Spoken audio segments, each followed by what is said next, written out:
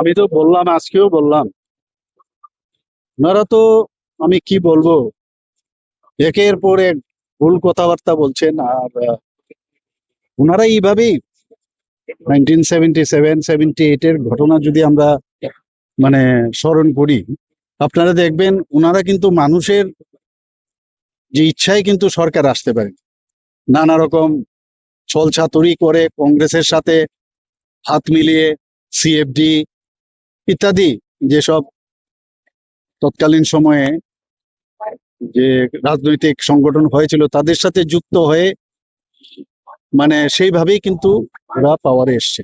কিন্তু সবাই জানি এর আগেও রাষ্ট্রপতির শাসনের মাধ্যমে এখানে এই সরকার ওনারা গঠন করেন। এখন বসে আছেন, দেখছেন যে কোনোভাবে কোনো ইস্যু নেই। একবার একজন বলছেন কি ব্রাহ্মণরা নাকি গো মাংস খান, অদ্ভুত, আমরা এই কোনোদিন শুনিনি।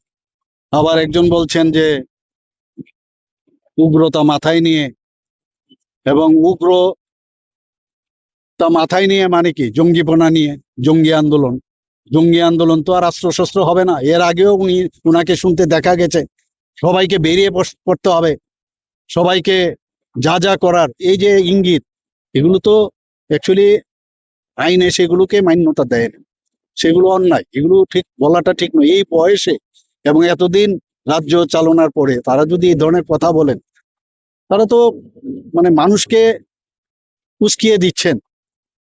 কাজে আমার মনে হয়, আমি ধিক্কার জানাই এই ধরনের যে কথাবার্তা ওনারা বলছেন। এবং এর আগেও আমরা দেখেছি প্রাক্তন আরেকজন যিনি মুখ্যমন্ত্রী ছিলেন, নৃপেন বাবু, উনিও বলেছেন আমি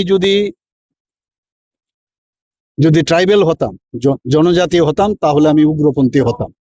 উনাদের সময়ে এই উগ্রপন্থার সৃষ্টি হয়েছিল, উগ্রপন্থীও এখানে সৃষ্টি হয়েছিল।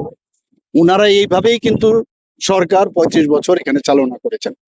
আর আমাদের সরকার, মাননীয় প্রধানমন্ত্রী জি আসার পর থেকে আপনারা দেখেছেন এই উগ্রপন্থীদের কিভাবে স্ট্রিম লাইনে আনা যায় সেই ব্যবস্থা আমাদের সরকার আমরা করেছি। কাজে ডিফারেন্সটা দেখতে হবে। আমরা বলছি ডিফারেন্স, পার্টি উইথ ডিফারেন্স, আমাদের গভর্নমেন্ট উইথ ডিফারেন্স, সেটা কিন্তু আজকে আমরা প্রতিষ্ঠিত করতে পেরেছি। এবং এইভাবে মানুষকে বিভ্রান্ত করার প্রচেষ্টা থেকে বিরত থাকার জন্য ওনাদেরকে আমি আহ্বান জানাই। মনে হচ্ছে আপনার সরকারের বিরুদ্ধে ষড়যন্ত্র করছে। এটা তো এক ধরনের ষড়যন্ত্রের বিষয়, আগে তো করেছে ষড়যন্ত্র, এখন তো ওপেনলি বলছে। ষড়যন্ত্র তো ওনারা সবসময় করে থাকে, এখন ওপেনলি বলছেন। ওনারা একবার বলছেন যে ওনারা নিজেরাই নিজেদের মধ্যে ঝগড়া করে ওনারা এমনিতে সরকার ভেঙে যাবে, অর্থাৎ বসে আছে আমাদের মধ্যে কবে ঝগড়া হবে, জাতি জনজাতির মধ্যে কবে বিবাদ হবে, এইসব আশা আকাঙ্ক্ষা নিয়ে অনেক দিন ধরে বসে আছেন। দেখছে কাজের কাজ কিছু হচ্ছে না, তখন এই ধরনের কথাবার্তার মাধ্যমে মানুষকে বিভ্রান্ত করার চেষ্টা করছে। একটা জঙ্গিপনার যে মানসিকতা এবং সত্যিকারের অর্থে উনাদের যে মুখ আর মুখোশ আজকে কিন্তু প্রকাশ পেয়ে গেছে।